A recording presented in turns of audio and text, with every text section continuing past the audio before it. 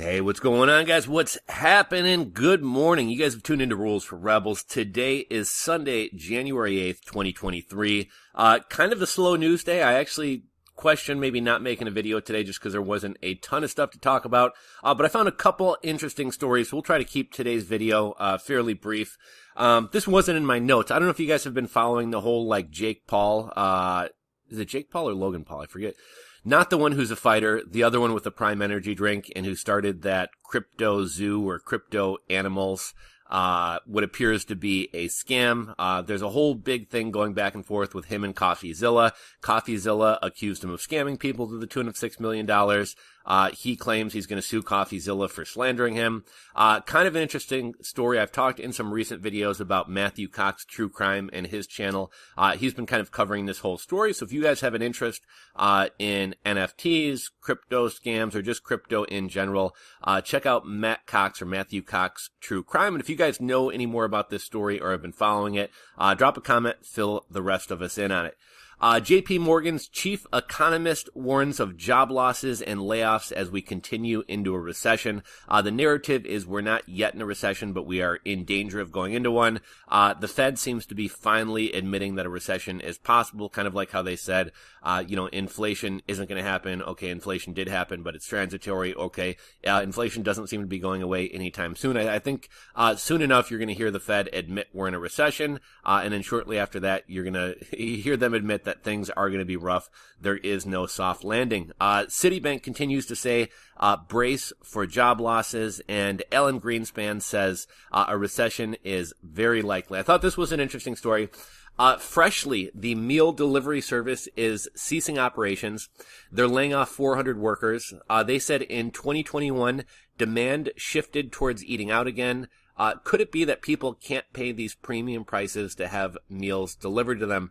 What is Freshly? Have any of you guys used Freshly? I know I've used HelloFresh, which is where they send you fresh ingredients and then you cook your own meal. I think Freshly may be already prepared meals that you microwave.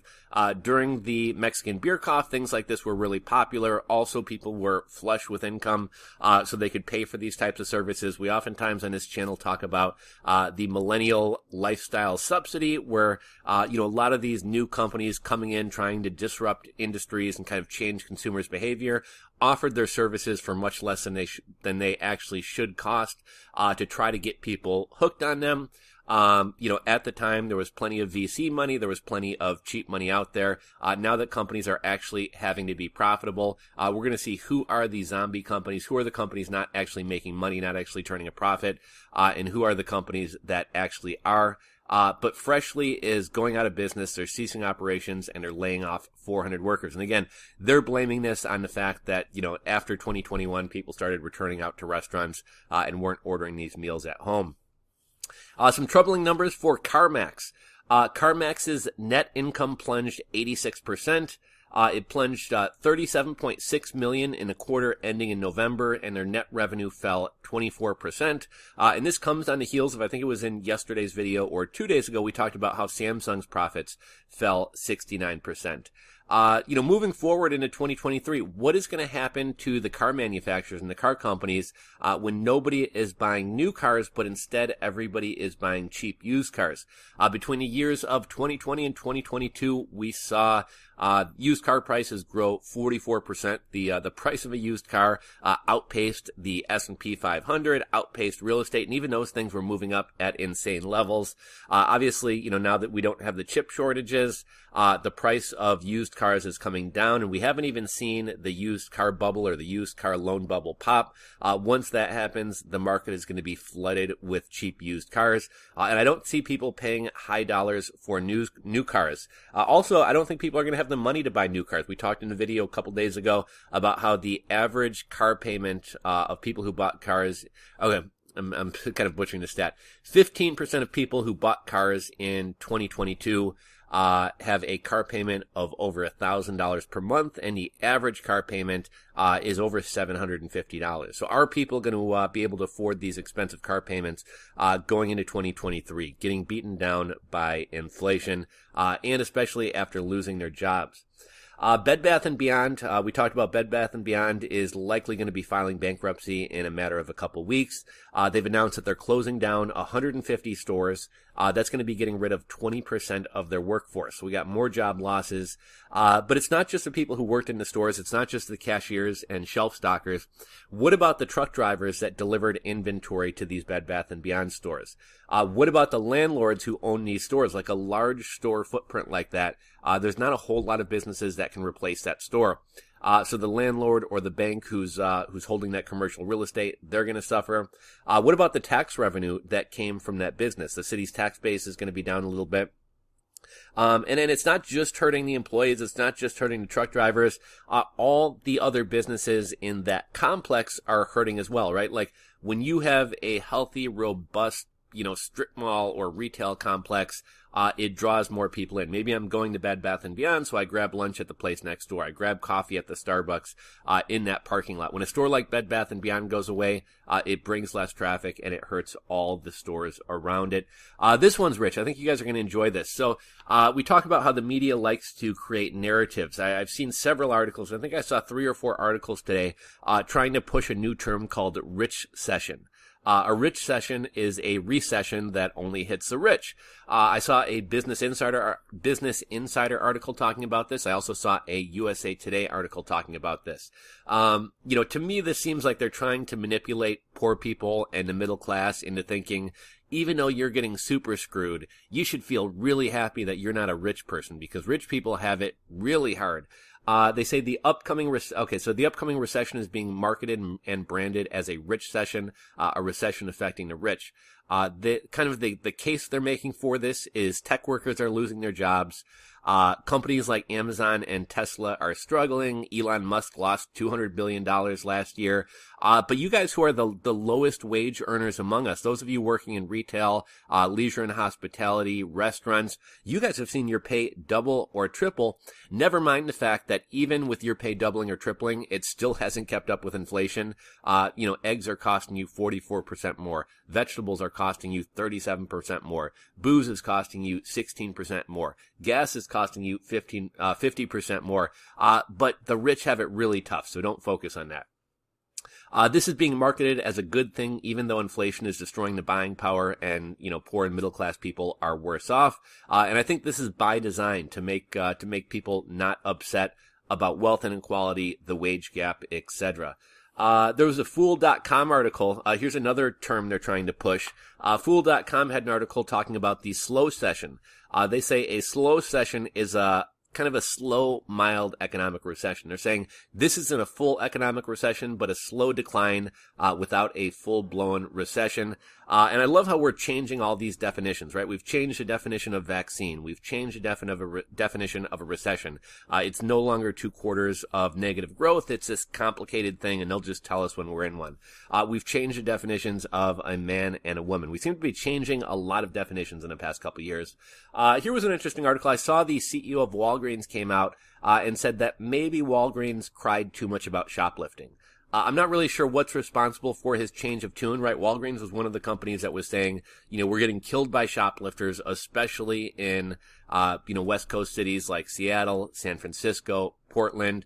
You go to a Walgreens in those cities, everything is locked up. Even if you want to buy laundry detergent, it's locked up and you have to have an employee open it up for you.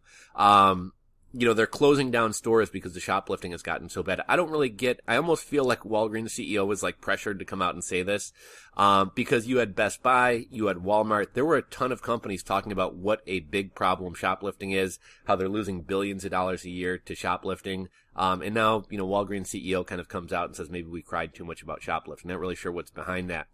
2022 movie box office, I guess basically box office numbers of the last year, 2022, 2023, even though we're only a couple days into 2023, they are 33% less than pre-Mexican beer cough, and that's even accounting for inflation. There was a time a number of years ago when movie theaters were really struggling, but even prior to the Mexican beer cough, they kind of turned things around, right? They started getting drink service. They started serving better food. They have the big, comfy leather recliners, and movie theaters started doing really well again. They were making a lot more money off concessions, offering booze and drinks and beer. And then the Mexican beer cough hit. We saw AMC become kind of one of the meme stocks of, 2020 to 2022. And one of the things that they kind of talk about in this article is, movies began being released to streaming services and released online so that people didn't have to go to the theaters. And even now that the Mexican beer cough is over, they're saying it's tough to put that genie back in a bottle. It's tough to take the new movies away from streaming services and away from people who want to watch them in their home and say, no, we want you coming back out to the theater. So they've kind of changed the entire way Americans consume movies, and it's hard to kind of fix that. And obviously you're not going to make as much money with people at home because you no longer have to sell 4 tickets to a family who wants to go see a movie. They just have to pay $20 to stream the movie. And in the movie theaters themselves, they make the bulk of their money on beer and popcorn and concessions. And if you're at home, you're obviously not buying their concessions. Here was an article from Zero Hedge. As gas prices surged and midterms loomed, Biden began draining the strategic oil reserves to slightly lower gas prices. We've continued doing so, and now, even though it's time to replace the strategic oil reserves, we don't want to because it's quote-unquote too expensive. So we remain unprepared for an emergency, a natural disaster, a wartime situation. China is finally reopening to the rest of the world. They're reopening to international travelers after restrictions are removed. Let's see. I thought this was kind of interesting. This is still kind of a small movement, but you know how everyone's all concerned about equity and equality and everything else these days. There are a number of companies who are asking graduates to leave off of their resume where they went to school. So if you went to Harvard, if you went to Princeton, if you went to Yale, if you went to Stanford, that's typically something that you would want to show off, that you would want to highlight, that you would want people to know.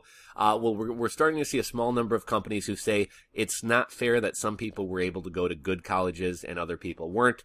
So they want you to leave where you went to school off your resume. They just want you to put your major and the dates that you attended, but not put where you went to school. Now, for the very rich and the very elite and the very connected, this won't really matter, right? Because your frat brother from Stanford, he's going to help get you a job, and everybody knows that you guys went to school together. But for the poor person who managed to pull themselves up by their bootstraps and get into an elite school, a good school, they managed to get student loans, a scholarship, a grant. They worked really hard to go to this, premier school. They worked really hard in college to get a degree from this premier school. And now when it's time to go out into the job market, you can't even flout that you went to this nice school. We keep hearing about Amazon layoffs and a lot of these tech companies layoffs. And a big part of the reason for these layoffs is a lot of these companies thought the Mexican beer cough boom would never end. They expanded too quickly, right? Amazon bought fleets of planes, opened up like 450 warehouses last year. And now that Mexican beer cough demand that everyone saw because people were stuck in their home and had nothing to do but shop, that has kind of come to an end. Some of the other stuff I had to talk about was kind of longer, more complicated issues, so we won't really be talking about those. Saw a couple articles talking about how Amazon's downturn is kind of signaling a downturn for e-commerce as a whole, and that smaller e-commerce businesses should be worried as well. Another recent study found that single-income households struggle to pay bills more than larger households. I think there is some benefit to being a part of a couple, or even living with a roommate, or living with friends. When you live with other people, you're able to half a lot of your bills. You're not paying for an entire cable bill on your own. You're splitting it with somebody else. You're not paying utility bills on your own. You're splitting them. Even buying food is typically more cost effective when you're splitting it with somebody else. And then last story of the day, Seattle school districts are suing social media companies for causing emotional harm to students.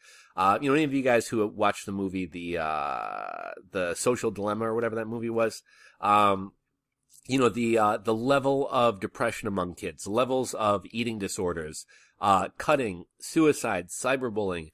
This has all gone up as social media has become more mainstream and more popular. So the Seattle School District is actually suing TikTok, Instagram, all the major social media companies. So, somehow, despite being a short news day, we still wound up managing to go 15 minutes. But that's the news for today. If you guys have any other stories that I missed or any stories you guys want me to share in a future video, drop a comment and put them down below. If you guys enjoyed today's video, give it a thumbs up. If you're not subscribed to the channel, click that subscribe button down below. As always, thank you guys for watching. Would love to hear your thoughts, comments, and opinions, so comment below, and I'll catch you on the next video.